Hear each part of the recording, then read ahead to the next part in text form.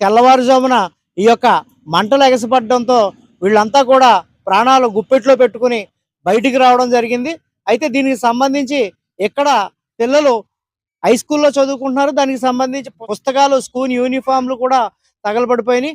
అంటే ఒక్కటి కూడా బయటికి తీసుకొచ్చే పరిస్థితి లేకుండా అంత భారీ స్థాయిలో ఈ యొక్క అగ్ని ప్రమాదం జరిగింది. అయితే ఈ ఇంటికి చేర్చి చుట్టుపక్కల ఇళ్ళు లేకపోవడంతో నష్ట తీవ్రత అయితే మాత్రం ఇక్కడ జరగలేదు. అయితే ఇక్కడ ఏదైతే పూరిపాక తగలబడిపోయిందో దీనికి సంబంధించి పూర్తి స్థాయిలో అన్ని తగలబడిపోవడంతో ఇక్కడ స్థానికులు హుటాహుటిన ఫైర్ ఆఫీస్‌కి ఫోన్ చేసి వాళ్ళు ఏదైతే ఫైర్ ఇంజిన్ ఉందో అది వచ్చి ఇక్కడ మొత్తం ఆర్పే వరకు కూడా వేచి చూడాల్సిన పరిస్థితి ఉంది. అయితే దీంట్లో చాలా దారుణంగా కొన్ని చూసేటప్పుడు కొన్నైనా మిగిలినయి, కొన్నైనా బయటికి తీసుకొచ్చాం అనే పరిస్థితి ఉంటుంది.